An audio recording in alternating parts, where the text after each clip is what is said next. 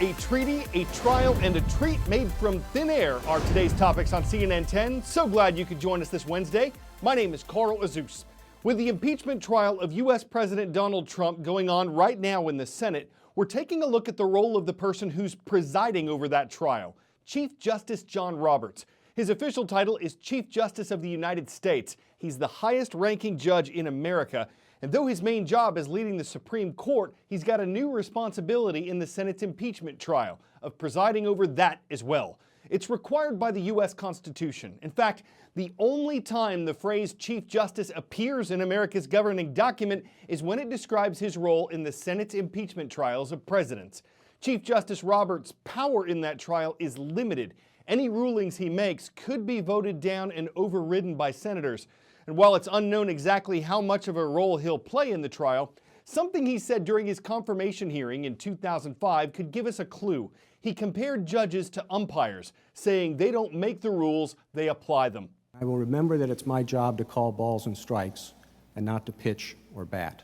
Yesterday, he walked across the street from the U.S. Supreme Court to the U.S. Senate to take on his new and somewhat different responsibility. In this class photo of the men and women in black, one justice sits smiling front and center. But Chief Justice John Roberts will soon leave his natural habitat at the sedate Supreme Court and move to the political minefield of the Senate as he presides over the trial of the president. When he's over at the Supreme Court overseeing that body, he's actually a judge. He's casting votes, he's deciding cases. When he is at the Senate, he's not casting a vote for or against Donald Trump. He's presiding over a trial. The Constitution itself is vague on his job description, saying only this: the Chief Justice shall preside. And I'm now ready to take the oath. His one-time mentor, Chief Justice William Rehnquist, took a hands-off approach to the job when he sat on the dais throughout Bill Clinton's impeachment. The Senate will convene as a court of impeachment.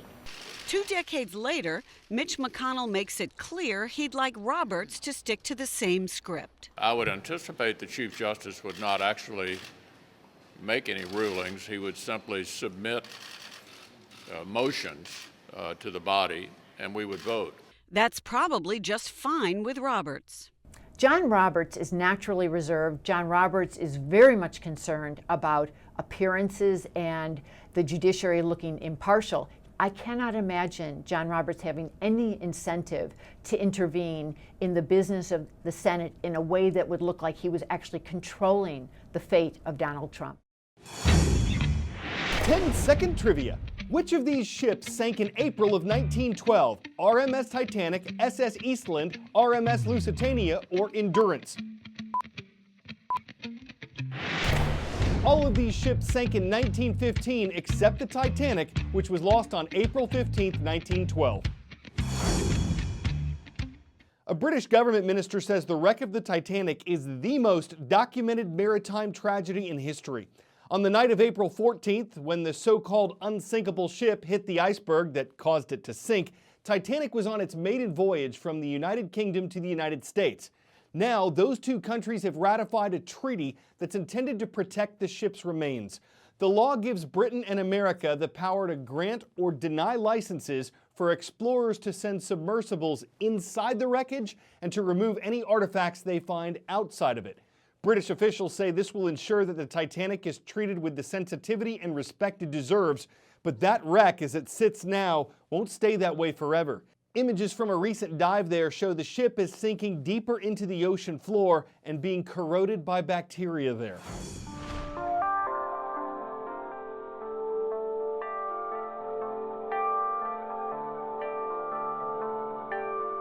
First impressions, it's big. It is a big wreck. I wasn't fully ready for just how large it was.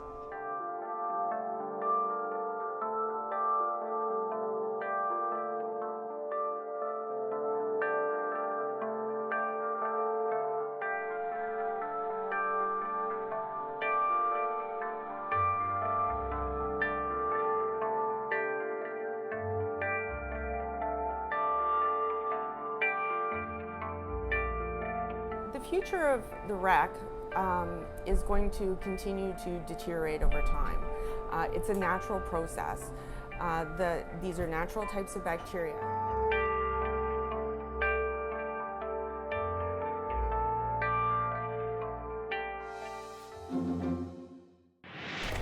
A type of protein powder being produced by a company in Finland is making headlines. It's said to save space, save the environment, and potentially feed masses of people.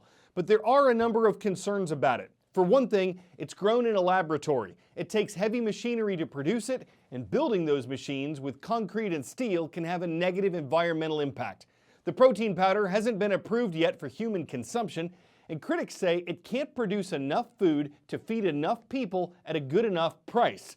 But that's not stopping Solar Foods from moving forward. It's not often that scientists gather around multi-million-dollar machinery to eat pancakes. But today is that day. We're doing that just for fun every now and then. The team, however, isn't just in it for the fun. They say they're making an entirely new ingredient out of thin air using this, and it could revolutionize how food is made. Whether it's the crops that grow from it, or the cattle that live on it, the ground is crucial in creating what we eat. But agriculture is one of the world's largest sources of greenhouse gases.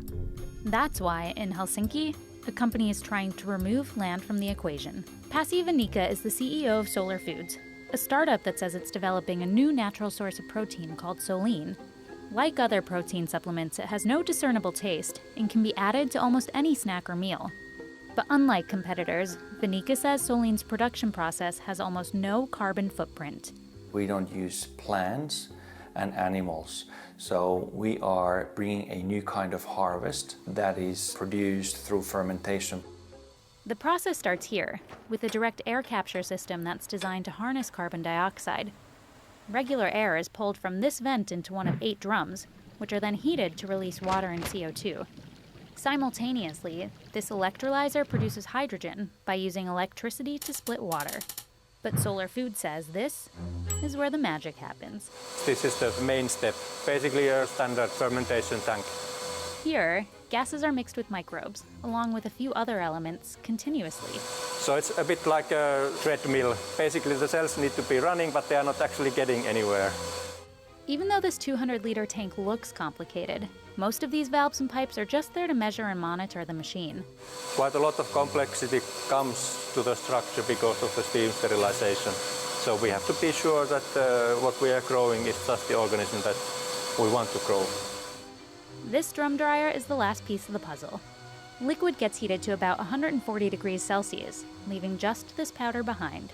When we disconnect the food production from agriculture, which means land use and the climate and weather, it means that we can go to produce food everywhere. We can go to the desert or to the Arctic or even into space. Solar Foods is currently working with the European Space Agency on a way for astronauts to use Solein while in orbit. But before leaving this planet, the team plans on making 50 million meals by 2021. But until then, you might just occasionally find them perfecting their pancakes. At least we like them, and let's see if the first product on the shelf would be pancake.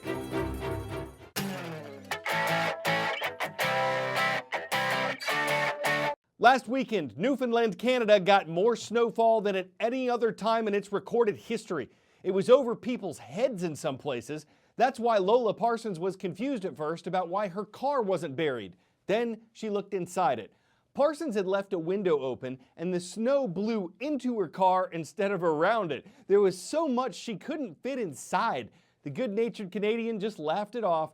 And while we don't know the car brand, we're guessing it was a Ford Fiesta, a Chill Lincoln, a Lotus Elise, a Get Out of Dodge, a Mick Frozen P1, a Nissan Maximize, an Oldsmobile Aurora Borealis, a Toyota Prius, a Bugatti Gelato, a Porsche Ice Boxster, a Yugo Somewhere Warmer, anything by Polaris, or an Alpine.